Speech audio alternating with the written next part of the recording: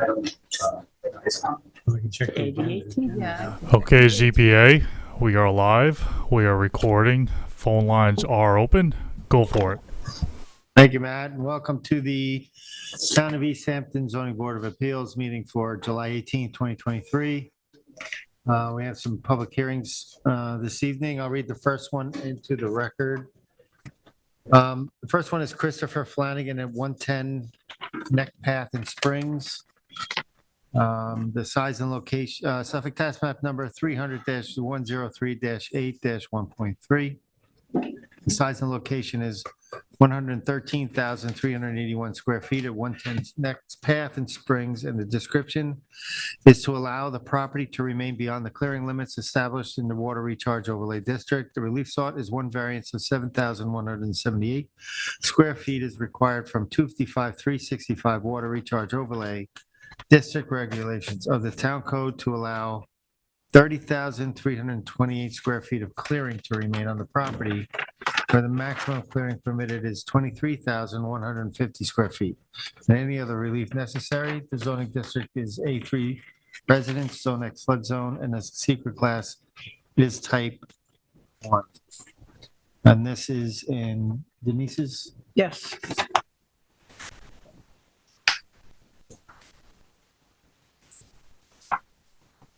Tyler? Yep. Thank you. He's going. All right, the property was properly posted. Next, please. I'm standing on the north, this is the front of the house on the north side. This is actually a circular driveway. Some areas to the right are the areas that will be revegetated. Next, please. This is just another angle of the front of the residence. This is going, get my bearings. I'm on the west side of the house, and this is where they have the air conditioning units, and at the end, that's an area that it will, they're talking about revegetating. If you look at your survey, last revised March 22nd, 2022, it does outline the indicated areas to be revegetated. Next, please. This is on the same side, west side, again, just showing you areas that are to be revegetated. Next, please, Tyler. Now I'm looking to the west at the tennis courts. Next, please. Okay, where am I now? This is the west side of the house. Next, please. This is another shot. The area you're seeing in the front is some of the area that's to be revegetated. Next, please. And again, another, showing you where the clearing has occurred. Next, please. Just same shots of areas that are planning to be revegetated. This is as you get to the end of their driveway. This is an existing shed, but I do believe it's going to be removed. We can confirm that during the hearing, but I think it's been agreed to remove it. Next, please. This is just another shot of the shed. And that area to the left is, it's a big circular driveway, so there's a big piece of property that is part of the revegetation plan. Next, please. This is now on the eastern side of the house. There's an outdoor shower, and this is what's going to lead to where the pool is. Next, please, Tom. This is on the east side as well, and it houses all the pool equipment. Next, please. It's just another shot of the pool equipment. This is to the rear of, now I'm standing on the southern side of the lot, and this is there's slate patios, and you're looking at a hot tub. Next, please. This is just another shot of the backyard area. Same thing. Next, please. This is where the hot tub is. Next, please. And the dining area. This is all in the rear of the parcel. Next, please. This is the plunge pool and the swimming pool. Next, that might be, I think that's it. Okay, thank you, Tyler. Thank you. Do we have the applicant here this evening? Oh, council, do we have proper affidavit of service and posting? Yeah, the board has jurisdiction. Thank you. Do we have the applicant here? Rick, how are you?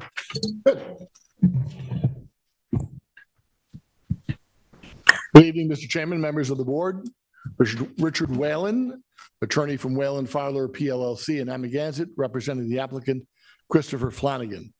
I'm accompanied by Jeff Freireich, also at Whalen Filer, and by David French of Whitmore's. So they might have to answer questions if there's something I can't answer. Jeff has an unparalleled knowledge of the file, which is pretty substantial, and knows it better than I do, I have to say. So first of all, were those members, Tyrese, you took the photos? You look at you using a camera on that. Yeah. I could tell those weren't phone pictures. No, good that pictures. that was with my cell phone. Oh, okay. Well, I can find out what cell phone you're using. So anyway, Richard Whalen, I represent Christopher Flanagan, who's owned the property since 1993. The property is a 2.5 acre flag lot off the south end or southwest side of Neckpath in the Springs.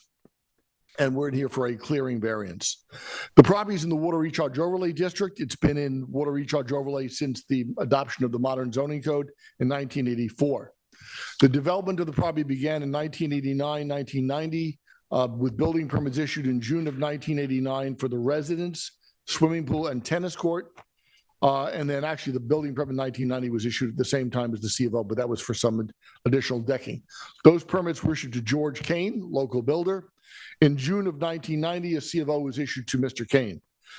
The C of O survey that accompanied that C of O is a Walbridge survey dated May 4th, 1990. It did not show a clearing boundary or any clearing calculations. Also didn't show the driveway. But at the time, the property was in the Water Recharge Overlay District and it was subject to water recharge clearing regulations. This is the first mistake that the building department made. Their first C of O didn't show any clearing whatsoever. The current owner of the property, the current applicant, bought the property in 1993. We have aerial photographs going back as far as 1993. The 93 aerials are not of very good resolution, so it's hard to really see much about them. You can barely make out the structures on the property, much less the clearing. But according to the client, according to Mr. Flanagan, he'd made no improvements or clearing to the property between his purchase in 1993 and 2006, when he undertook a major enlargement of the house and built a new swimming pool, additional decking, and so forth, which I will get to. In November 2005, Saskis did a survey of the property in anticipation of the construction work, the application for building permits, and that's our first picture of the clearing on the property that existed. As of November of 2005, the clearing on the property was around 34,000 square feet, a little over 34,000 square feet. Clearing under the Water Recharge Overlay District regulations is 23,115, something like that, a little over 23,000. So in 2005, when it was first actually surveyed for clearing, it was already over cleared by about 11,000 square feet. Bear in mind that we are proposing to bring the clearing on the property down below that number, which existed in 2005 and which we believe existed in 1990 when the project was first completed. In December 2005, a building permit was issued for additions to the house, plus additional decking, porches, and balconies. In May of the following year, May of 2006, a building permit was issued for a new swimming pool. Bear in mind, there was a swimming pool in the original project with the original house, but a new swimming pool with a different configuration and larger, as well as a pool patio. Those were approved in May of 2006. That project was completed sometime before 2009 because in November 2009, November 4th, 2009, the building department issued a C of O for the completed project, showing basically all of the structures and improvements that exist on the property today. That survey was also done by Saskis, and it was dated September 10th, 2009, and it had clearing calculations. It showed clearing of 37,752 square feet. Again, the allowed clearing under the code is 23,150 square feet. So the property at that time was overcleared by around 15,000 square feet. Notwithstanding that, the building department issued a C of O, and that was the survey that was referenced in the C of O. At some time before 2020, clearing actually went up. After 2009, it actually went up as far as 40,148 square feet in 2020, which is where, at the time that we got involved, around that time, the Natural Resource Department, I guess, warned the applicant and then filed an information in justice court charging the applicant with overclearing. So we got involved, as did Whitmore's. And in the ensuing couple of years, we, the applicant, Whitmore's, dealt with Natural Resource Department, particularly with Mark Abramson, and, to work towards a negotiated agreement on a revegetation plan. That revegetation plan, that culminated in a agreement with the Natural Resource Department, with the Mark Abramson writing a letter on February 10th, 2002, saying, quote, "I received a plan that I would approve if the ZBA agrees to the relief of the additional areas that are over the town's clearing code." So that plan, which is, I believe it is before you, I know it should be in your file, that's the plan that Mark Abramson said he would approve. Now, he understands, and we understand, that that is subject to the decision of the Zoning Board of Appeals, and we need a variance to implement that plan. But that plan, if followed through, would reduce the clearing on the property to just over 30,000 square feet. It would come down to 30,328 square feet, which is more than 4,000 square feet less than the clearing on the property in November 2005, before the modern building enlargement was undertaken. The clearing on the property, well, first of all, the allowed clearing, as I said, is 23,150 square feet. Structures on the property, meaning total lot coverage, building, patios, walkways, tennis court, swimming pool, driveway, total coverage on the property is around 25,000 square feet. It's, see if I have the actual number here. 25,148 square feet. It's almost exactly 2,000 square feet more than the allowed clearing. The building department issued permits for this work in 2005, 2006, as I stated. They were obviously aware that there was a clearing issue because the calculations were on the survey. And then they issued a CLO in 2009 for, with clearing showing at around 14 to 15,000 square feet greater than the code would allow. Bottom line is, so also just to further establish this setting here, as I said, this is a flag lot off the southwest side of Neck Path. The property is surrounded by other private residential lots. It doesn't abut any public open space. The neighboring residential lots are likewise wooded, and they range in size from about 2 acres to about 4.5 acres in size. There are no wetlands or other important natural features affected by the clearing. This board has granted 5 other clearing variances between October 2017 and April 2020. At least those are ones that we know of. And I think they have been submitted to your file with relief as much as 10,904 square feet. All those applications had mitigating factors that we believe are similar to this application. Just to summarize, the building department, for about 25 years after the adoption of modern water recharge overlay district regulations, didn't really treat clearing very seriously. It's my understanding that when Larry Kentwell became supervisor during his tenure, he reportedly issued a directive to the building department telling them to begin to treat clearing limits seriously. Before then, their enforcement of clearing was scattershot at best. I understand now the building department routinely requires that clearing boundaries be shown on surveys, as they should have done since the 1980s. So during that period of time, the building department was lax and many mistakes were made.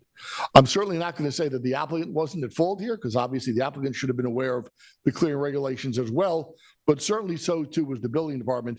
As I indicated, as recently as 2009, they issued a CFO on the property on which the clearing calculations indicated an approximately 15,000 square foot clearing violation.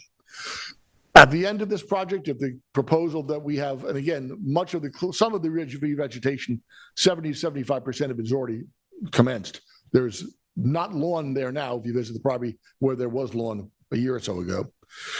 By the time the applicant is done, he'll have spent over $100,000 with Whitmore's in revegetation costs, plus he's got our legal fees over the last 3 years.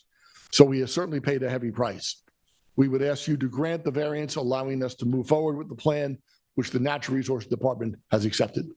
So that's our request. Can you talk to us? I think there was some about some of the understory and I think we'll hear some from the planning department. Has there been some clearing of understory in the existing? No, anywhere, any of the remaining revegetation work to be done, and that would be on the southwest side of the house and on the east side of the house is currently lawn. So areas where understory was removed have been replanted. They're not taking very well in places. I'll give the best example is in the loop, the driveway loop.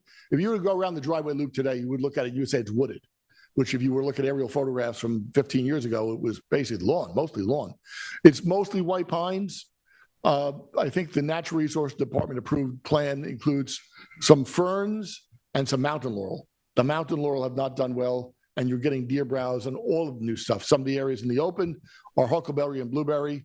Obviously, David can speak to the details of the plan, but there's heavy deer browse. So some of the stuff that has been revegetated is not doing well, but it's not lawn anymore. Yeah, I'd like to ask, you mentioned that the total lot coverage is 25,148 square feet. Right. Is all of that covered in a previous C of O? Does all of that Yep, show up yes. previously? The only Every difference bit is of if you look at there was a 2009 SASCA survey done for the C of O, and if you look at our current survey, the only difference is there are a couple of slate walkways, which are minimal on either side of the house, and there's the shed that Member Savarese referred to. That shed is proposed to be removed, and that area would be replanted. So if you compare the 2009, I think it was November 2009 SASCA survey in which the C of O was issued, and you look at our most recent survey, which is February maybe of this year, or maybe it's 2022. There have been basically no changes in the structures in the intervening time. Anybody have any questions? Yeah, I'm good. I would like to hear from Whitmore about this planting plan. if they're gonna- Okay, sure. Yeah. You would like to hear from Phil from Whitmore's about the planting plan. if you Sure. will. Current state of it. How are you? Just Good, how are you? introduce yourself. I'm David French with Whitmore's Landscaping. Yep. And David, can you raise your right hand? Do you swear affirm to tell the truth, the whole truth, and nothing but the truth? Yes. So I was on the site today, Mhm. and I can see that, as was mentioned by Rick, that some of this work is already commenced and that Yes. it's happening in places. Can you describe the status of what we're looking at when we were there today? I see we have your plan here, Mhm. and this represents what I think we were looking at today. But as was mentioned, inside the circle with the heavy white pines, there's some area in there that I guess additional work is going to be done on. And I see that there's been planning done all along the tennis court. And is that part of what we consider we're looking at here as your planting plan? I'd like to know the status of what I'm looking at right now when I was there today. So the area within the driveway loop has been completed. There are a few replacement plants that Whitmore's is responsible to replace. The whole area adjacent to the tennis court is complete. The areas that are not complete are the areas sort of on the, I guess, the south side of the house by the pool and around the pool equipment. Those are the only areas we have not completed. Okay. So there was Yes. a lot of grass area in around, or there were grasses. I didn't identify which one. it Yes, was. I was to the site earlier in the week. There is some nutsedge that has come up. Maintenance just needs to come by and pull all the weeds that are sprouting. All right, well, thank you. I want to just ask then when we get to our people here, we'll ask Tyler what how the plan coordinates with what they might want to say, but Okay. thank you. Thank you. Thank you, David. Anybody else have any questions? Maybe.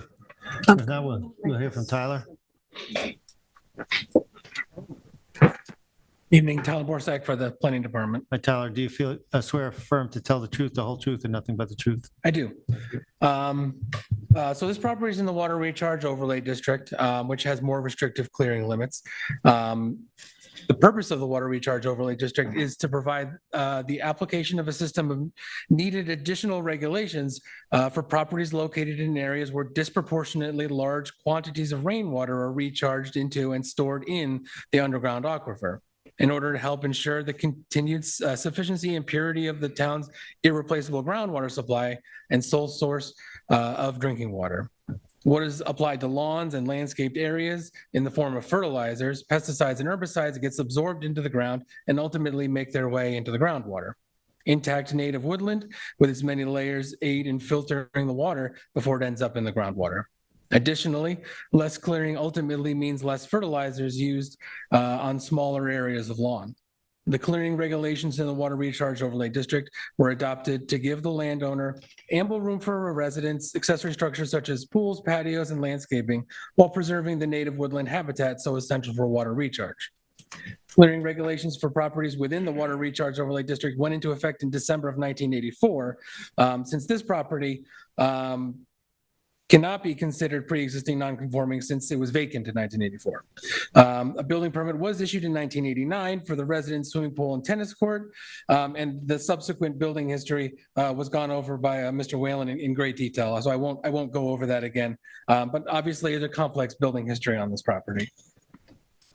The planning department recommends and will continue to recommend in applications where a CO was issued in error or not, that properties be revegetated to the maximum extent possible, and variances only be approved when the only available option would be to demolish existing structures in order to revegetate. The applicants are proposing to revegetate a large portion of the unimproved cleared area aside from some lawn around the swimming pool. Even if the lawn area around the pool were revegetated, the parcel would still be overcleared by approximately 3,000 square feet. The proposed revegetation represents approximately 9,820 square feet, which will reduce the existing clearing of 40,148 square feet down to 30,328. Even with the revegetation, the parcel requires a clearing variance of 7,178 square feet. This revegetation was reviewed by the Natural Resources Department, as was discussed, and received preliminary approval. The planning department recommends that the board consider all of the circumstances that led to the overclearing, as well as the potential to reduce the requested variance even further.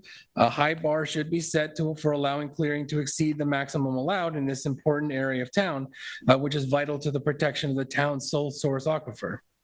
Protecting the Amagansett and Springs aquifer is especially important since Montauk receives supplemental water from Amagansett and Stony Hill, as the available aquifer in Montauk itself is insufficient. Montauk's reliance on Amagansett for supplemental groundwater makes the protection of this area even more important, and the impacts of this parcel extend far beyond the property's boundaries. The planning department is aware of very few variances that have been granted in the Water Recharge Overlay District. Each of those is documented in the technical analysis memo. I'm not going to go over every one individually, but the information is in there.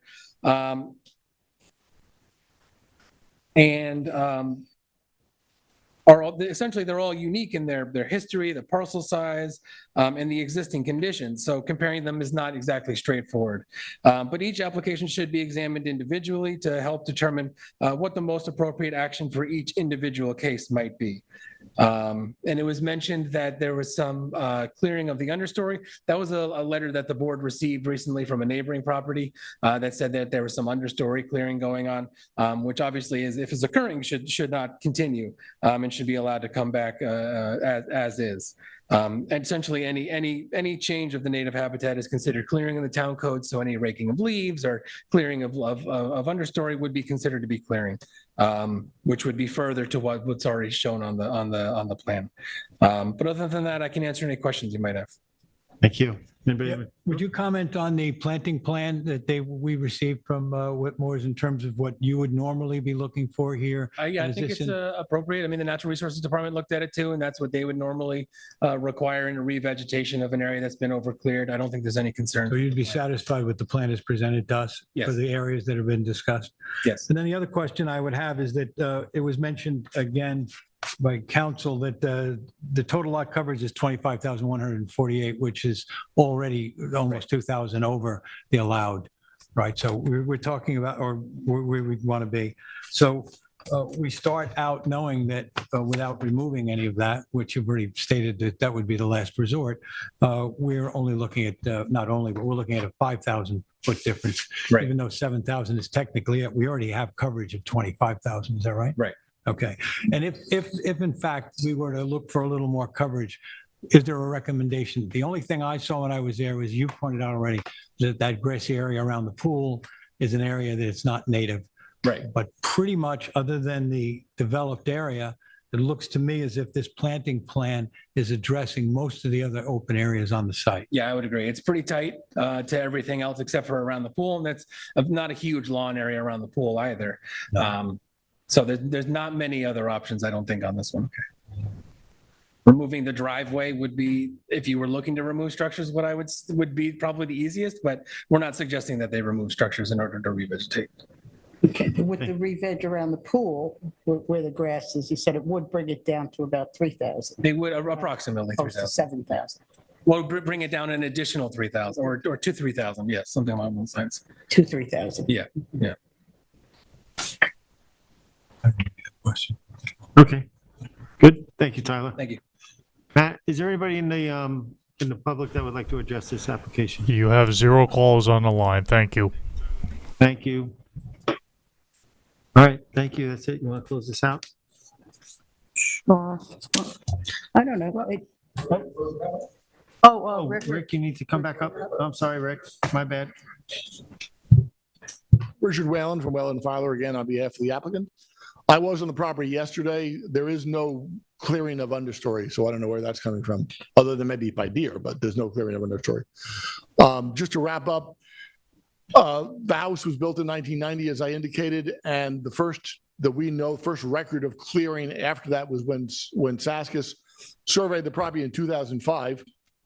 As far as we can tell from aerial photographs and what our client has said, no clearing occurred between the completion of the house and the original construction and 2005. And by 2005, the property already had over 34,000 square feet of clearing. We're proposing to bring it down 4,000 square feet below that. So we would ask that you grant the Haven't variance. considered doing the other grassy areas to bring it down sorry? even further? Have you considered doing the other grassy? Well, we areas? consider, for one thing, we look, for example, at the driveway.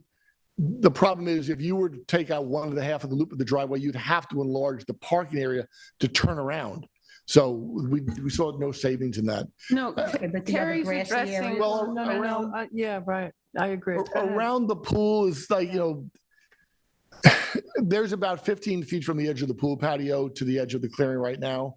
That's the one area, we would like to hold on to that, obviously. That's really the only area that there would be any possibly a further revegetation, but we'd like to keep it if possible. Okay, but these days, water recharge is Right. becoming a bigger and bigger issue, as you are well We aware. understand.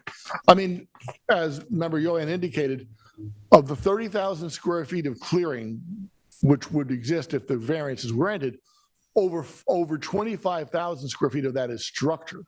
So, and so, some of the remainder too is landscaped areas that don't count towards revegetation, but you can't really revegetate them. So the amount of area that could actually be fertilized in the property is not really very great. There was a letter we got from a neighbor, I don't know if it's the same one you were talking about, that stated that there has been pruning and things going on in all that treed area also over the years. I believe we just got it today. Yes. And is Pruning of trees? No, I think it's referring to the understory, that question. Understory. Yeah. Yeah, All the areas where, the only areas that where the understory were cleared, and I saw it all yesterday, they were really within the loop of the driveway and between the house and the tennis court. And those have all been revegetated. There's been some encroachment of the grasses, as David indicated, and deer browse, but they've all been revegetated. There's nothing there to remove. at you this get a point. letter. We If did, you haven't seen today. it, yeah, it just came in today. No, we haven't seen it, so, but that's not true. look at that. That's not accurate. But All right, thank you. would your Oh, sorry. client be willing to agree to not touch anything in that whole understory area? He's not supposed to. Yeah, no, I mean, if you You have a letter want a stating covenant or that. something, yeah, no, he knows what the rules are now. I mean, he certainly knows what the rules are. Understory, you can't clear understory. That's like, clearing the trees. You gotta leave it in its natural state. He's aware of that. Thank you. Thank you. Denise? In the matter of the application of Christopher Flanagan, 110 Neck Path in Springs, Suffolk County Tax Map Number 300-103-8-1.3. I make a motion to close the public hearing and record. Second. Concur. I concur. I concur. Thank you. Thank you. Next, we have Carlos Silva at 39 Bayview Avenue in Amagansett, Suffolk Tax Map Number 300-106-1-16, and the size and location is 21,676 square feet at 39 Bayview Avenue in Hollymere, Section B, Map Number 316 in Amagansett. The description is to construct a 3,118 square foot, two-story residence with 485 square foot of decking, 50 square feet of porch, roughly 110 square foot swimming pool, pool fencing, driveway, buried LP tank, and sanitary system on a parcel containing freshwater wetlands. The relief sought is a natural resources special permit pursuant to 255-420 and any other relief necessary from East Hampton Town Code. The zoning district is A residence, AE flood zone, and the elevation is elevation 10. Secret class is type 2. And council, do we have proper affidavit of service and posting? Yes. There's a picture of the posting. Thank you, Tyler. That's a picture taken looking towards the property, and as Ed and I were discussing before, there's a sliver of property that the town owns that has different vegetation. So I was trying to capture the different vegetation. The tall grass that you're looking at is the town property, I think. No? The other end. It's so on the other end. Anyway, so it's out that way. Wetlands is on this property. Yeah, well, that's wetlands, the tall grass. I tried to walk into it, but I was attacked by mosquitoes. Next. That's just a close-up. Next. I was trying to get a picture of the marshy nature of the area, but I don't think it really came out. Next. This is more foresty. Next. That's directly across the street. Next. That's looking down the street towards the water. Next. Just another, you can kind of see to the left, there's the property owned by the town. Yes? Yeah. As you Yeah. go further down. Yeah. Next.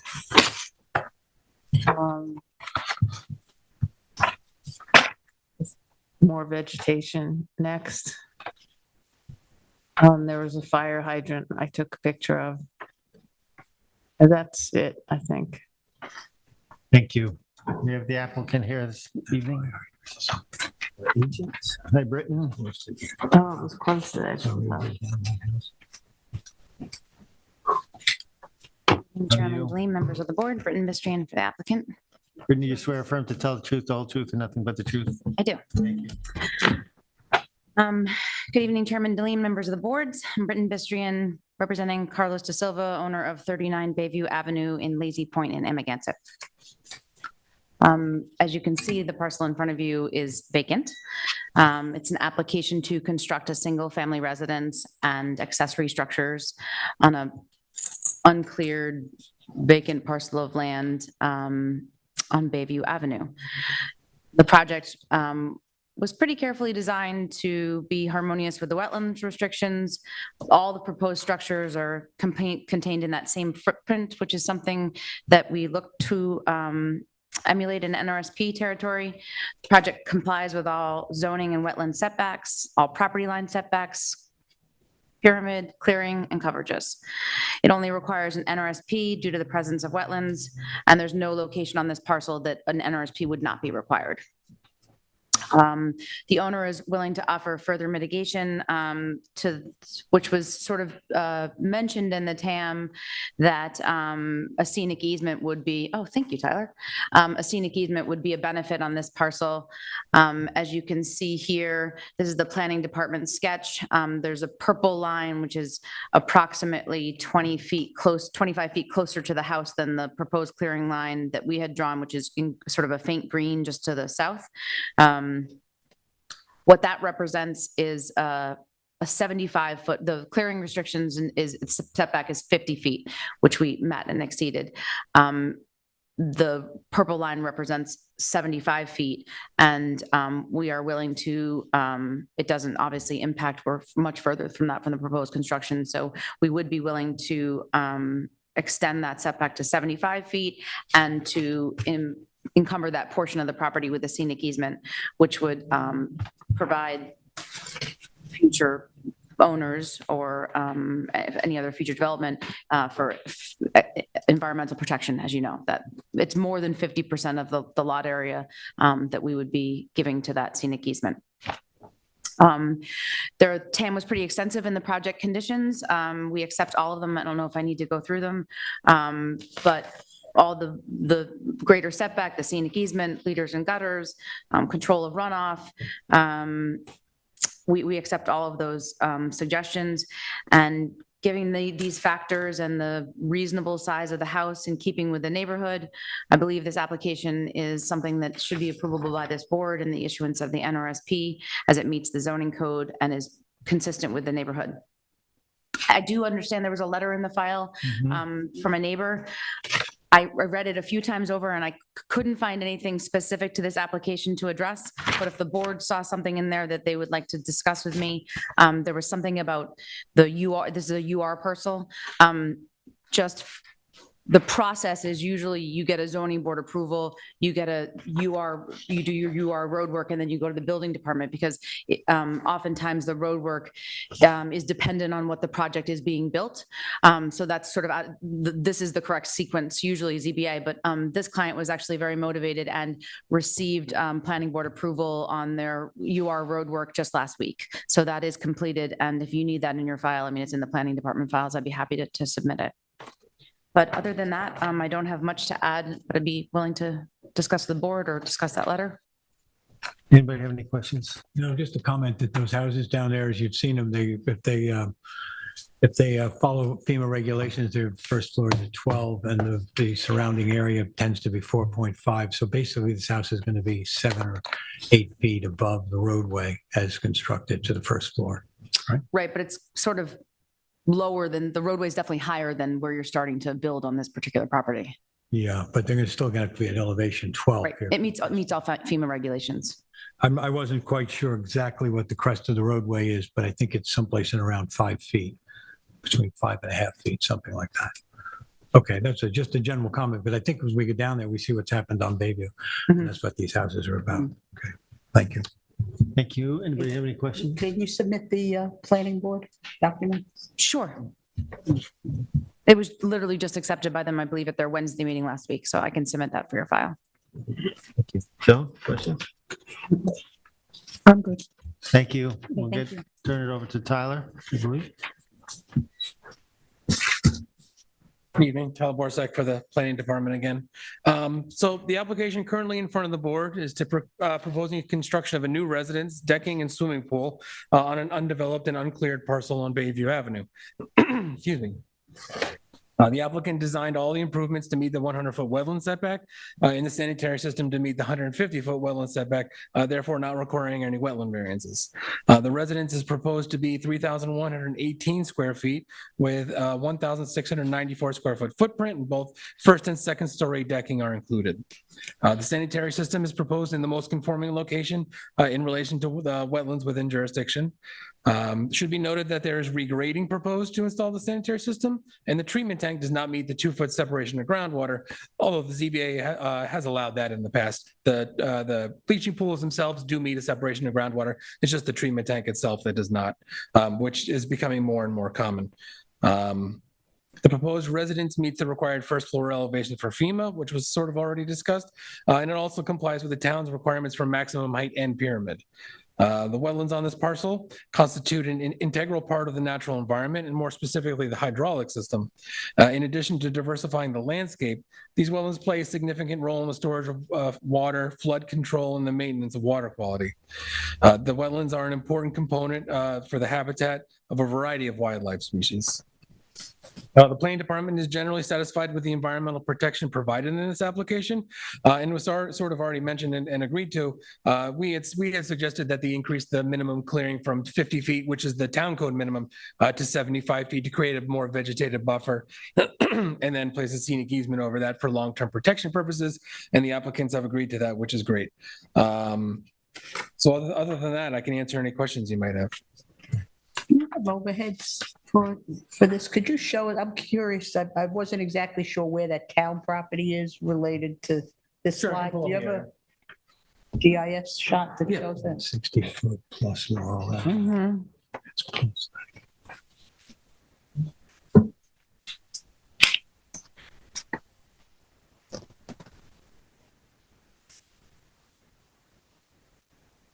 Town property?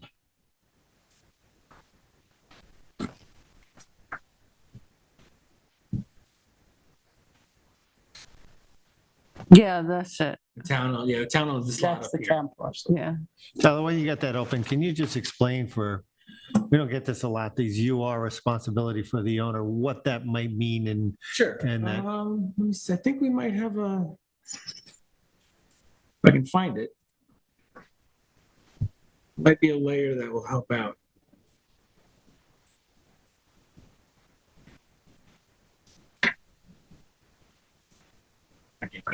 So urban renewal maps in general are areas in town that had very substandard sized lots. If you pull up the survey, you can see that it's these lots are really substandard. So right here is a lot. They're showing it on the neighboring property, but that right there, that little sliver right there was a lot in and of itself. This property is made up of lots 196 all the way through 207. So you can see the lines here. Obviously, those were very non-conforming to current standards or any standards really. So the UR map at the time was to combine those together to make more conforming or as conforming as they can get lots. Different people own different ones, so they had to sell to each other in order to make a conforming lot. As part of that, the urban renewal process requires property owners before they build on an unimproved lot to do road improvements. That includes clearing, paving, regrading. Sometimes there's a number of things that can be done. In this case, the road exists, but it's unimproved. So what's required is that the homeowner, depending on what is decided, pave a section of that unpaved road anywhere within that map. And I believe the map is the entire road in this case. So the paving could occur anywhere within that. If a road is already improved, it could be just as simple as filling potholes or something like that. Okay. That paving will not occur anywhere near the wetlands. And unfortunately The happened. wetlands on these properties are usually pretty far back behind the lots themselves. And the road's already improved. It's already a dirt road or gravel.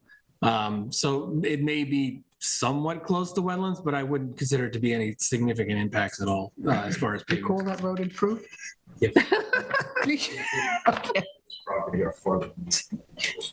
Yeah, the road improvement units, the project that's been approved is further north on the road. The road, you could see the paving on the photos that were taken. The paving will take place further north where it's currently not paved. So it's not near the wetlands on this lot. It'd be up here somewhere, I believe. 200 feet is the number I think in the top of my head, but I'm not sure if that's correct. Tyler, that 60 by 90 lot that you highlighted there, this side of, but south of Laurel, right? South of Laurel Road, that's a town-owned lot? This appears to be. So it's both town, there's the roadway, there's the unopened road and the lot, the 60 by 90 lot. That's what the survey calls it, 60 by 90. Right. But I say that is a town lot. Yeah, this is town owned, yeah. Okay. Thank you. Is there anybody in the public that would like to address this application? Matt, is there anybody on the phone? You have 0 calls on the line. Thank you. Okay, thank you. Joan, you want to close it out? In the matter of Carlos Silva, 39 Bayview Avenue, Amagansett, Suffolk County Tax Map Number 300-106-01-16, I make a motion to close the public hearing as well as the record. I'll second it. I concur. I concur. And I concur. Thank you.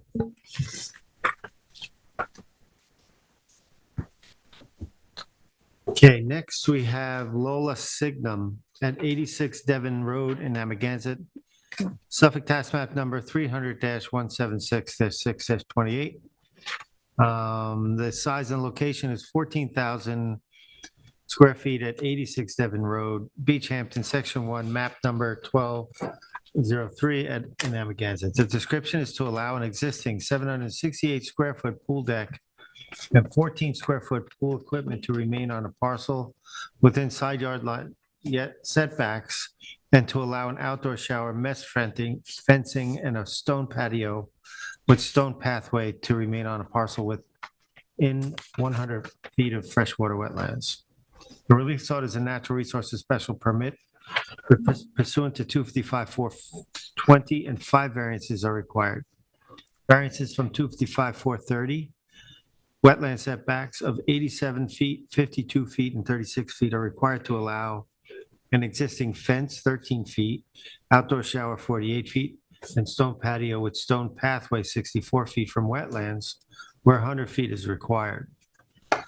Variances of 1.4 feet and 4.6 feet from 255-11-10 side yard setbacks are required to allow an existing pool deck 18.6 feet, an existing pool equipment 15.4 feet from the side yard line, property line where 20 feet is required, and any other relief necessary from East Hampton Town Code. The zoning district is B residence, AE flood zone, elevation 10, and the secret class is type 2.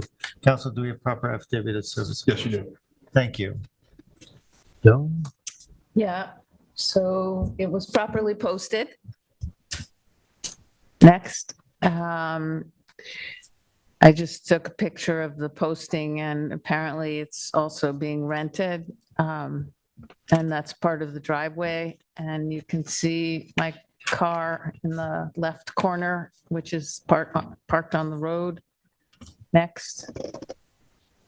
That's the road looking towards the ocean. Next, that's the road looking towards Route 27, Montauk Highway. Next. That's as you enter the property on the right, there's a little plastic shed container.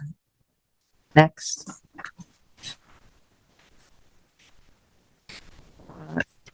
So as you walk into the property, there's an enclosed pool and steps going towards the pool. On the right, excuse me, directionally challenged. Next. That's to the other side of the house on the left. No, I'm sorry, that's looking from the pool towards the front of the house. Next. That's looking over the wood railing at the pool. Next, that's the pool again, looking towards the end of the pool. Next. Oh, I forgot to take a picture of the circular driveway. That's the driveway. Next. Other part of the driveway. Next. Other part of the driveway. Next. That's the front of the house. Next. Now I'm going around to the other side of the house, to the left. Next. That's the patio behind the house. And you can kind of see the shower in the far right in the back against the house. Next.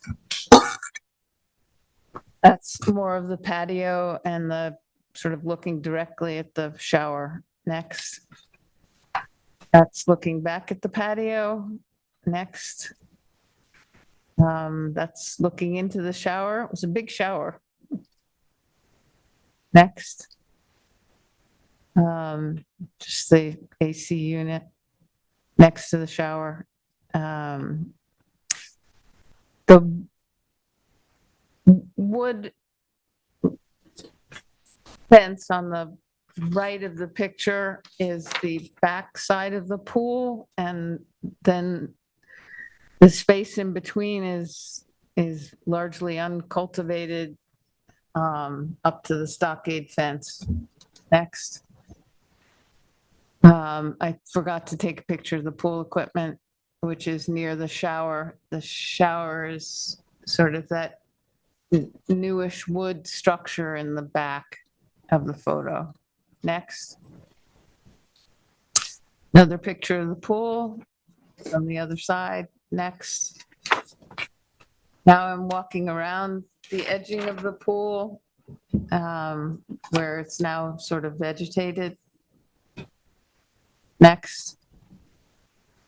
The side of the pool opposite the house, I don't know, they apparently seem to need to prop up the fencing. Next. That's going around the pool. You can see the pool wooden edging in the corner on the right, and that's largely unvegetated. Next. Now I'm getting closer to the front of the house, and this is opposite the pool now, and it's more vegetated. Next. That's it. That's it. Thank you, Joan. John, is this you? How you doing, John? I'm doing well, thank you. John Tarbett for the applicant. So the current owner of the property has owned it since at least 1981. They built the pool in 1981 or thereabout. At least the building permit was issued in 1981. And one thing that has changed in the last 15 years or so is now when you build a pool, they make you, the surveyor go out and stake the area of the pool so that you build within the stakes. And I remember when that wasn't the case. And this was a very common situation where somebody would get a building permit and sketch, like we did here, that the pool would be 20 feet off the property line. And then when the builder or the pool company went out to build a pool, they would sort of guesstimate. And we were here all the time asking for variances for, in this case, 1.5 feet. And they were sort of regularly granted, but I think the town and the zoning board got tired of people saying, hey, my building inspector made a mistake. So that's why they started requiring that you stake out your, and it seems to have worked because there's a lot less of these cases. This particular pool was built 40 years ago. It was built before wetland regulations. So we're not here tonight asking for a variance or a natural resource special permit for the pool. We're only asking for the 1.5 or 1.6 feet relief for the pool that was built 40 years ago. The other structures, although I believe that patio in the, I guess it would be the southwest corner, that is on the 1981 building permit, not in that configuration, although close to it. But in discussing with the planning department, we weren't exactly sure if some, like the walkways or, the same family has owned it for 40 plus years. And if you've been to the property, it doesn't look like all that much has gone on in 40 since this was done, but we can't pinpoint when those, like for example, the outdoor shower went in. So in exercise of caution, we decided to ask for, so the walkway and the outdoor shower at least would need a natural resource special permit and a variance. And that we are requesting those tonight. I just want to make it clear that we weren't asking for those for the pool and the pool equipment and the pool deck. They were all built in 1981 before, and that was discussed with the town attorney's office and the planning department. And we're all on the same page about that they do not need any sort of environmental relief. The environmental relief was just because we couldn't pinpoint when, and that's why we're here. We're actually here for the pool. We were originally contacted because they wanted to get a CO and they couldn't get a CO. So that's why we submitted the application for and then during the application process, we learned about the outdoor shower and the walkway. So we're asking for that as well. It's obviously not as important to the owner as getting their CO because they could remove the walkway and the porch. And the shower, they would prefer not to have to remove it. So since we were here anyway asking for the pool and the pool deck side yard setback relief, we asked for everything that was on the property. I don't think they're all that controversial. Obviously, there's no neighbors who submitted letters that I'm aware of, and no one has complained for 40 plus years. So apparently, it's not a problem for the neighborhood, or the neighborhood has no objections. And again, it was all done before any current regulations. That patio that we saw in some of McGivern's photos that had some dining chairs on it and whatnot is scheduled to be removed according to the drawing. Yeah, but we asked for it. I know it is scheduled. According to the drawing, it was scheduled to be removed, but It's not going to be removed. we did end up asking for the relief. If you say no, then yes. And then the TAM suggested that find out whether or not the outdoor shower does have a dry well, and if not, whether or not one would be installed in order to gather that rainwater, obviously to gather the shower water. I suspect it may not have it was built a long time ago, and we'd be happy to install one if that meant getting it approved. Again, this all came to us because there's an issue with a pool that was built 40 years ago that never got a CL. So we applied for that.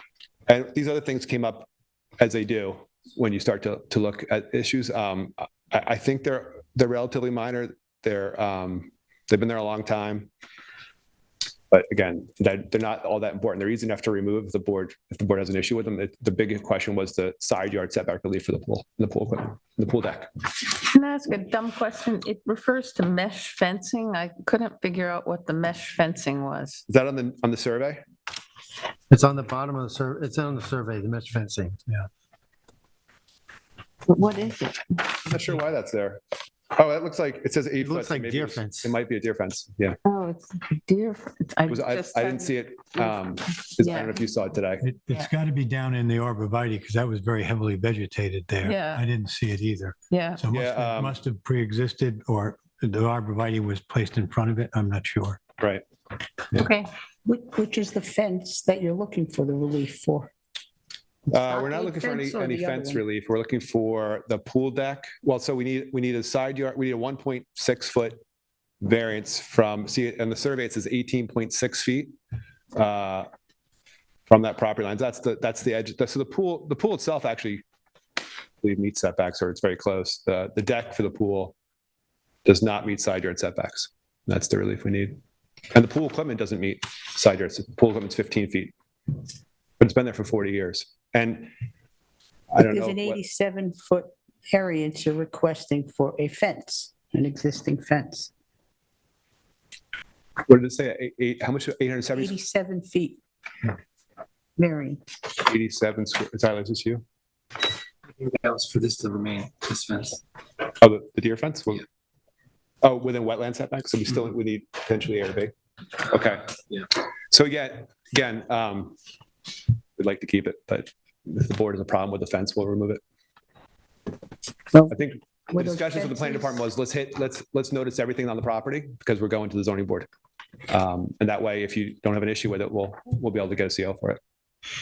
If, with The fence would need ARB fences- approval. It may not because I think there's some rules about. I mean, if we do approve it, you would still then have to go to ARB, wouldn't it? I know there's some rules, like I think that if that fence only is covering those arborvitaes, it might be okay, because I know that you can, now they changed the code to allow a very limited, but if potentially we have to go to ARB, we'd have to go to ARB. Or we'd remove it. I think it probably keeps the deer from eating the arborvitae. Anybody else have any questions? No. Okay. Thank you, John. Okay, thank you. Tyler? Tyler Borsak for the planning department. So the current application is proposing to allow the existing pool deck and pool equipment to remain on the property where, according to the town GIS photographs, it has been in this location for roughly 40 years. The pool equipment and decking are located less than the 20-foot minimum setbacks from the western property line. It appears that the pool was proposed in a conforming location and was constructed with a valid building permit issued in 1981. However, a certificate of occupancy was not obtained by the homeowner at the time of completion. The current homeowner was made aware of the nonconformity, is now requesting the variances for the as-built structures, presumably to get an updated CO.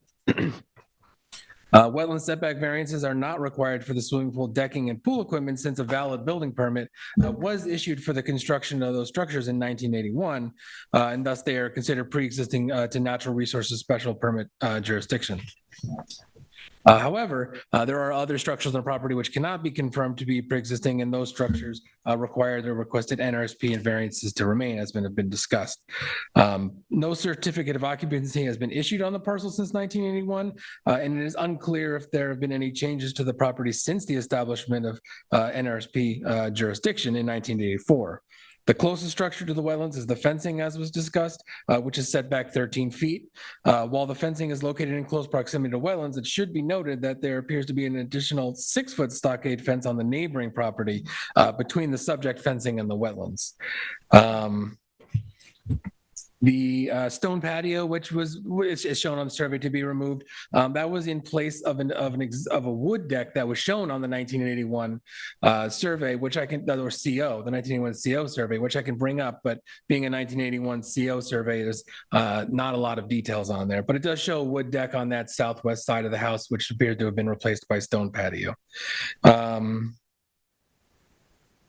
The planning department suggests the addition of a dry well associated with the outdoor shower if there's one not already installed. The addition of a dry well in this location would help to alleviate runoff from the shower to the nearby wetlands, which are in pretty close proximity to the property. Those wetlands to the south of the residence are an integral part of the natural environment, and more specifically, the hydrologic system. In addition to diversifying the landscape, those wetlands play a significant role in the storage of water, especially flood control, and in the maintenance of water quality. Other than that, I can answer any questions they might have on the application. Could you show us that survey? 1981, good or bad? This one here, proposing vegetation.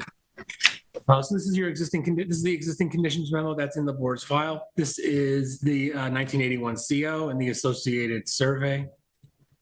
And that was never closed out? It was never got a C of O?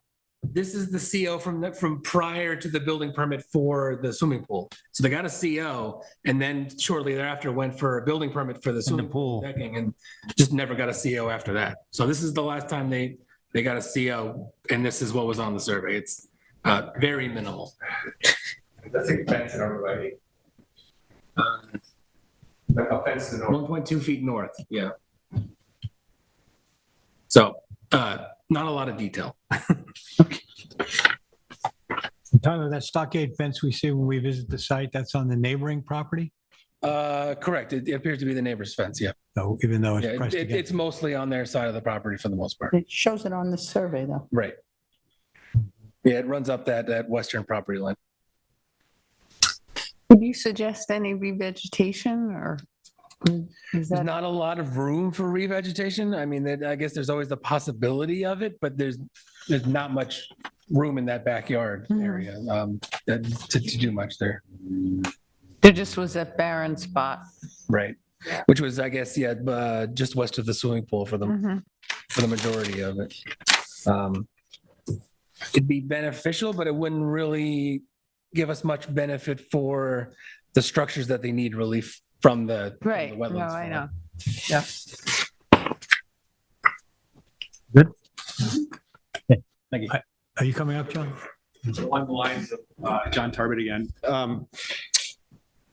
I think what appears a barren spot when you go there in person, our surveyor was showing it as not cleared. So what we could do is, so I'm not sure if Mark Abramson of the town has made a determination about what's pre-cleared or not on this lot. If you look at the early aerials, this was all ripped out to build the house and stuff. What we could do is we could agree that we would, because the property is less clear than what you could potentially do. So what we could do is agree that those clearing lines are accurate, which would forever restrict us to less clearing then. And I don't know if that's beneficial or not, because for all I know, did you guys do a flagging? you find native?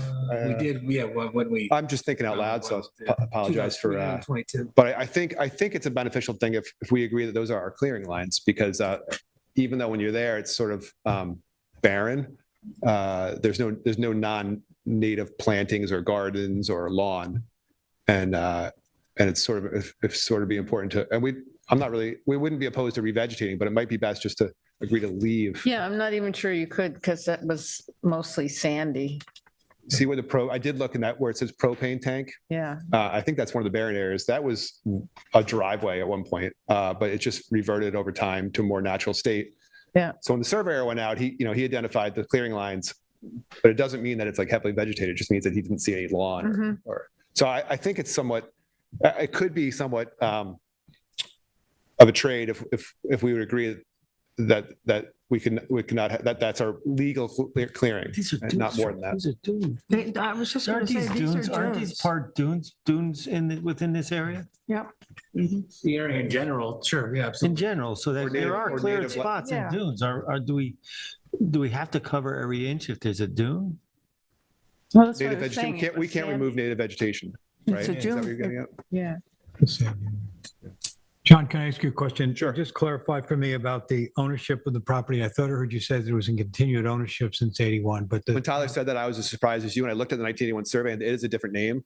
The lady who, when I started this application, they're elderly people who I thought had lived there for the entire time. And Right. actually, since we submitted the application, the husband passed away. I know they've owned it a long time, but I did see that when after Tyler said that, I was surprised and looked. The 1981 survey does have a different name on it. I was under the impression she built the pool though, so it's possible. I'd have to get the date for you. I think they've owned it a long time. But the comment in the TAM that the current ownership took place in 2012? I don't know. Do you have a deed? The building permit. Maybe that's a mistake. I want to clarify because As soon as he said continued current ownership, I realized that I could have misspoken. So I was under the impression that they had lived there a long, long time. I thought she built the pool. But that could be false. Apologize. I guess she would have had to have bought it without a CO, which, as you know, you can't buy a house without a CO unless you pay cash, and maybe they paid cash. I was under the impression that that was her pool that she built, but I could be proven wrong, or maybe it's a family member. That was my question, basically, to find out if it's just different name, but the same family ownership throughout. I wish I could find out right now, but I could add that to the file for you. I can correct the statement and give you the actual. If you leave that open for that purpose, I can get that information. In my discussions on the application, it was the pool she built, but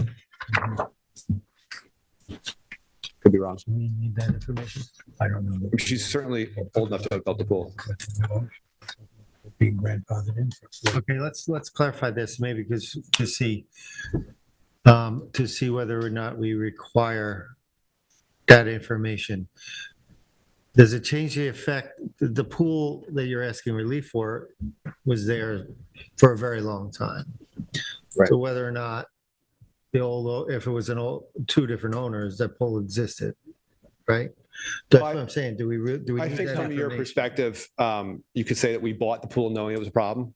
But And you own it. It does. we're not trying to argue that we should. Yeah. So So my question is, do we need that? I don't think we do. I think the date of the pool is more important to us than the date of the ownership. I think knowing. I do apologize though, because I did say that it was the original owner, and I mean, the only thing I noticed was that the outdoor shower had new wood.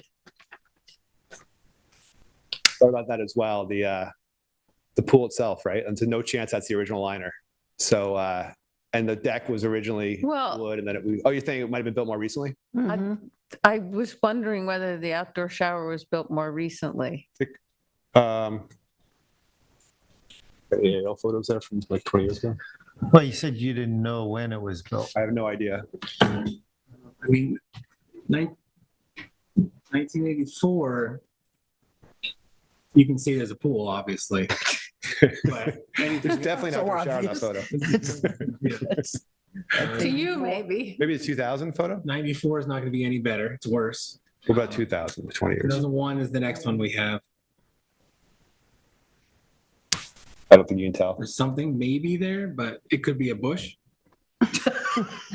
You know, Right. Even back then, and a lot of times I'm not giving surveyors, you a hard time. I just, again, we came here for the pool and if there's any issues, they're relatively easy to remove the other items. okay. Thank you. Is there anybody in the public that would like to address this application? Matt, anybody on the phone? You have 0 calls on the line. Thank you. Thank you. So the only thing I'm unclear on is are we leaving the record open? No. Okay. No, we don't No. need to. Okay, in the matter of Lola Signum, 86 Devon Road, Amagansett, Suffolk County Tax Map Number 300-176-06-28, I make a motion to close the public hearing and the record. I'll second it. Concur.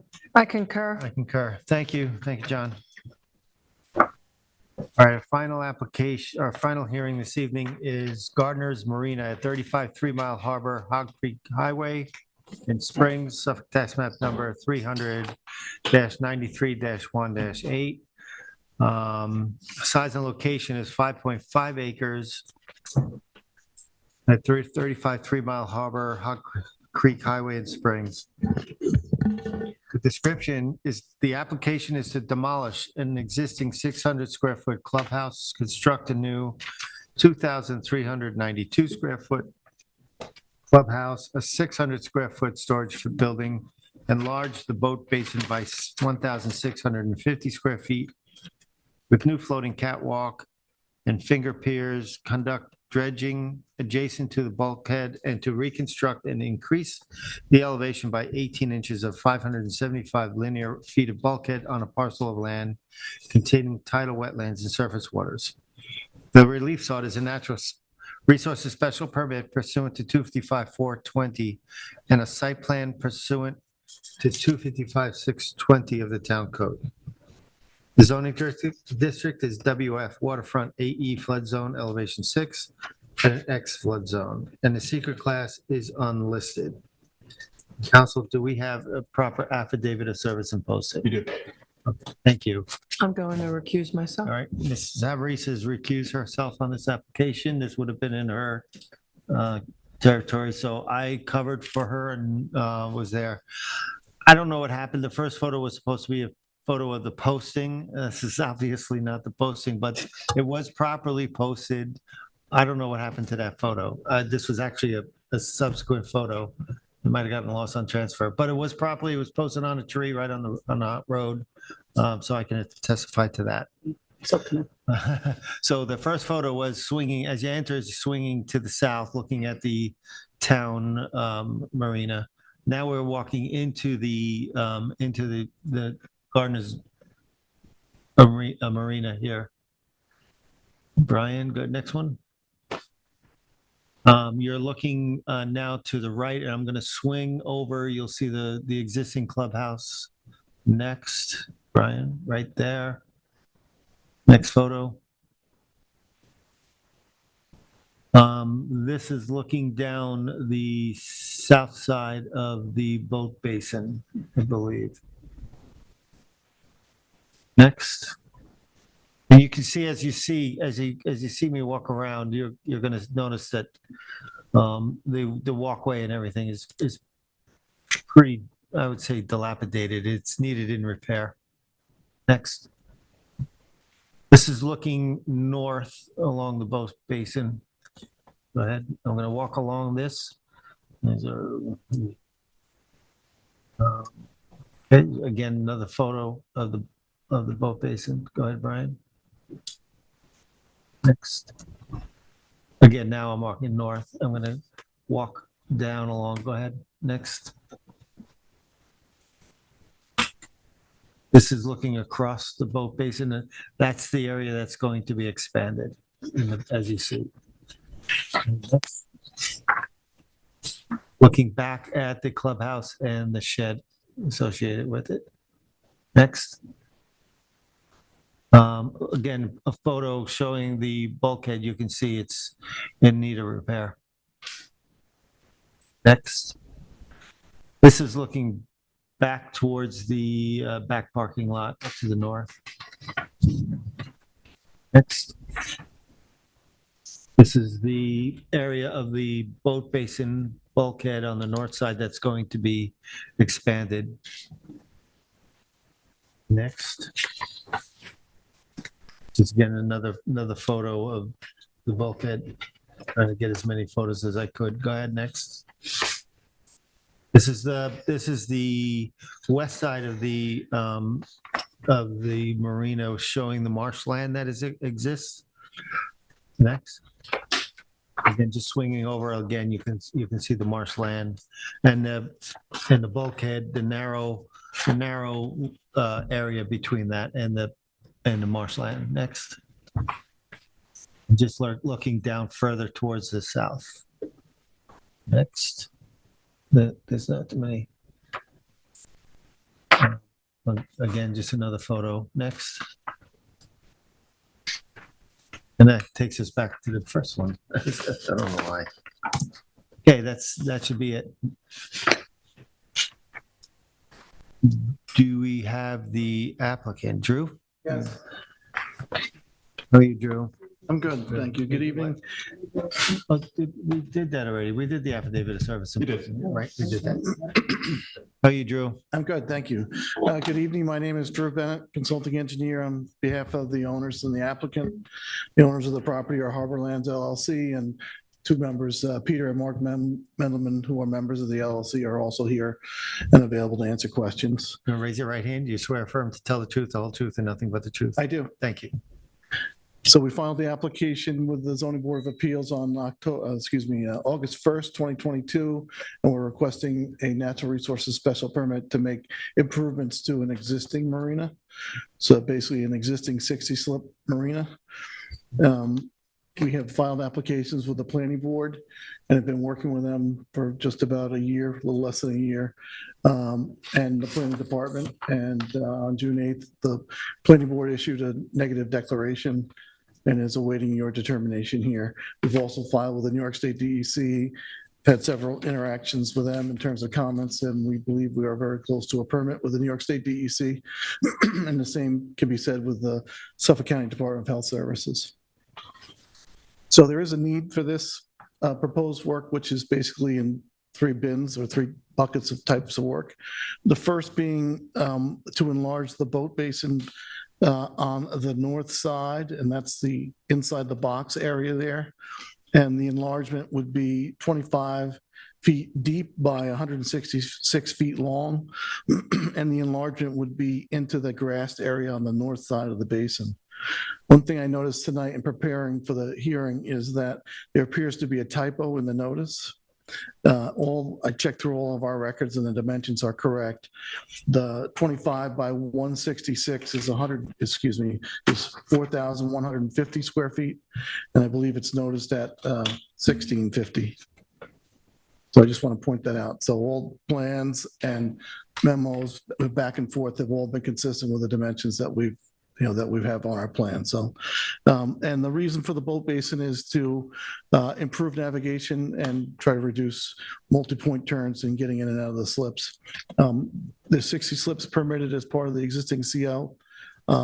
Some larger boats already use the basin. This is purely for making safer navigation. We're not adding slips. The marina was built in the 50s, and the wooden bulkhead that you saw in some of the photos is some of its original, and it's wood creosote bulkheading that's in some areas in very poor condition. So we're taking this opportunity to replace large sections of that with vinyl and untreated wood, and we will be raising the top of the bulkhead 18 inches as is permitted, for resilience reasons, and is consistent with the New York State DEC general permit for bulkhead replacement. So it's a fairly standard procedure. The clubhouse has been there since the 50s. It's pretty modest. It's 600 square feet. It's a rectangular building that includes a very basic head. We propose to take the building down. It's basically decaying and rotting in place. It's in pretty old condition, and we propose to replace the building with a two-story building, basically the same location, slightly bigger footprint, and it will meet current codes for ADA FEMA, et cetera, provides for ADA heads, ADA circulation within the building, room for a washing machine, room for a small kitchenette, and room for a dock master. Again, it occurs in the southeast side of the building up on the little hill there by the flagpole, which you saw in the photographs, and is also in an existing lawned area. We're also proposing to build a 600 square foot shed, basically a small storage building, and it will be located in basically the northern corner of the property in that wooded area, as far away from the wetlands as we could make it. So this is a waterfront zone. It's a water dependent use. All of the work that we're proposing is water dependent. In the process of doing this work, the southern parking area is currently asphalt. We'll be reducing the asphalt area there. There's a 7-foot band all the way around the perimeter of that parking area that will be converted to permeable space. Should reduce coverage within the adjacent tidal wetland areas. I want to point out that we're under zoning limits, meaning we're well within compliance for building coverage, total coverage. I will point out that the shed requires clearing of about, let's see if I have my numbers here. It's 365 square feet of clearing. Now, much of this area to the north, well, let me back up. The shed is located in the northern area underneath that tree canopy. Most of this lot was cleared at one point in time when they built the marina. And where we're proposing to put the shed or the storage building is as far away from the water as we can make it and still have it useful. And it's going to require some clearing, 365 square feet of invasive species. We've met with the planning department on site. The most notable invasive is mile a minute vegetation, which is invasive. So we'll be clearing that, putting in the 600 square foot shed, and we've agreed to revegetate an equal amount contiguous to the existing scenic conservation easement in the wetland area to make that actually a more valuable swamp.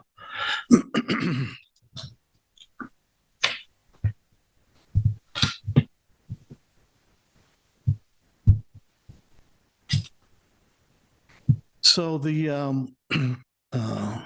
planning department has prepared an EAF, and it lists a series of, or lists of things for mitigation. We've reviewed those and we find them acceptable. We have no reservation accepting the recommended mitigation by the planning department. I guess. Such as like the turbidity control and stuff like that? So the owners have a lot of experience with this. They've owned, other facilities that have done this kind of work in town, and we have prepared a detailed construction protocol for the planning board and the New York State DEC on how we plan to execute the work, and it includes those kinds of things that are fairly standard. But there are some other fairly standard recommendations for mitigation that are included in the EAF, and I'd encourage the board to take a look at those. We have looked at them in detail. It's a fairly lengthy list, and we're totally willing to accept those. We feel that the project meets the purpose of the natural resources special permit, and we feel that we meet all of the standards that are necessary for your board to grant us a natural resources special permit. There is no place on the property that we could do any of this without a natural resources special permit, and we are an existing water dependent use. So we'd please request your support, and we're obviously here to answer any questions. I don't know if Brian wants to add anything. Just a question on it's fascinating to me, but the sequencing on the expansion, the excavation part, when does that get done? You build It's a means and methods. I know it's a means and methods. So it depends on who you ask, but okay, but that would be important. That would be important. Who are you leaving the means and methods up to? So obviously, I think it's a little bit of both. You have to excavate and put in temporary sheathing, and then you excavate. Right, so you'll have temporary sheathing to do it. Or it's a process of putting in permanent sheathing, but you have to reduce some of the elevation in advance to it. And you do it in controllable sections. Right. You don't do it all at once. I was most interested, I visited the site, most interested in the The west side, which I'm not quite clear of how much work is going to go on. That's absolutely up against the wetland. And that walkway that's there has a bit of retaining wall. It is somewhat irregular and looks like it might need some support or repair. So what amount of work is to be done on the west side there? Because to me, that's the most critical part of this environmentally. Sure. So one thing I should have pointed out in my remarks is that we originally had proposed a 200-foot wide basin expansion, not 166. And when we met on site with the planning staff, they had some concerns about excavating in close proximity to the wetland that you're referring to on the western side. And while there may have been some debate about that, the owners were willing to make a compromise to satisfy the town and to provide more environmental protection. So you can see that it was shortened a little bit to the west. But right now, this particular plan does not propose any work on the western bulkhead. Okay. All right, that's existing. At some point, years from now, it may require maintenance. Maybe the Mendelman's, Mark or Peter want to make a comment on that. No, Right now, that just plan because is that's not in this particular. looking at the plan, I see what the plan indicates where the work is being done. Yes. There is some potential work that you might have considered on the west, and I just wanted to know that it doesn't show up here on any of the proposals. So there is no work planned there at this point on the western side. That's correct. Okay. Thank you. Mark, you want to come up? You want to miss? Peter Mendelman, Oh, Peter. Applicant. I swear to tell the whole truth, all of their stuff. Peter, do you swear affirm to tell the truth, the whole truth, and nothing but the truth? I swear to tell Yeah. truth, whole truth, and nothing but the truth. That western bulkhead was built a while ago by our father and Costello, I think. It is all vinyl sheathing. It is newer than the section, significantly newer than the section we're doing. It has been leaning over for about 20 years. The leaning does not, and the leaning is more on the wetland side. I know what you were looking at, Mr. Johnson, but it doesn't seem to have accelerated or gone much further in the last 5-10 years. So we're not anticipating any work there. I just wanted to put your mind at ease, even though it looks, I know what you're talking about. It's okay for now. So thank you. Anybody else have any questions? Maybe I missed it.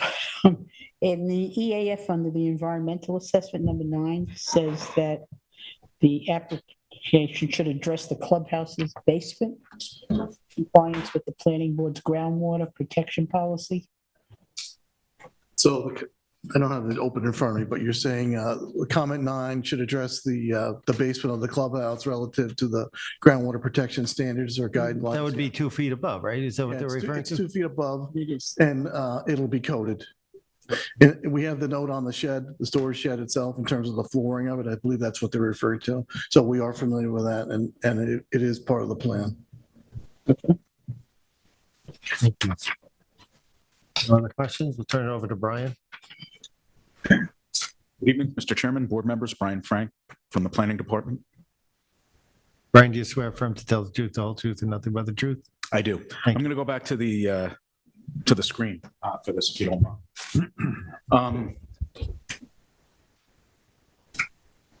Why does the aerial keep disappearing?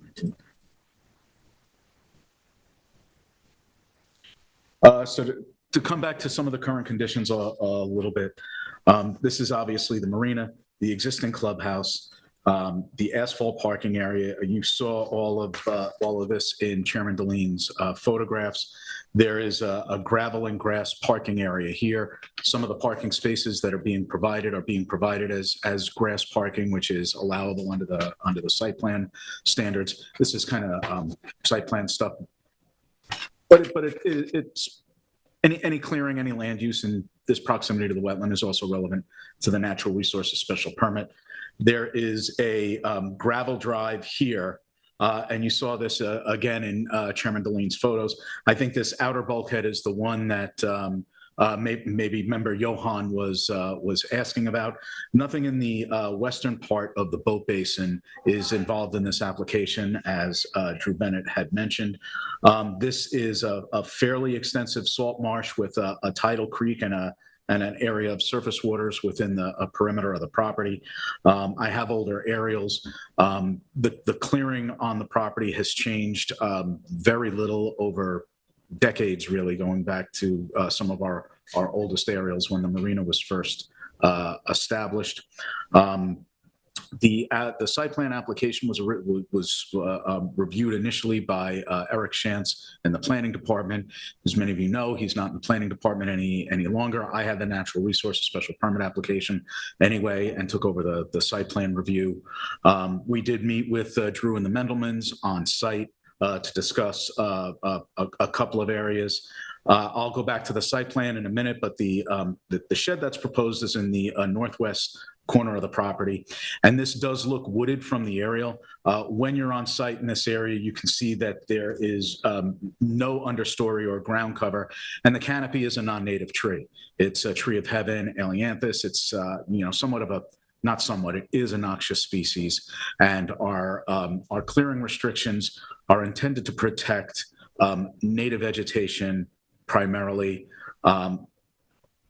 The property is over its existing clearing now.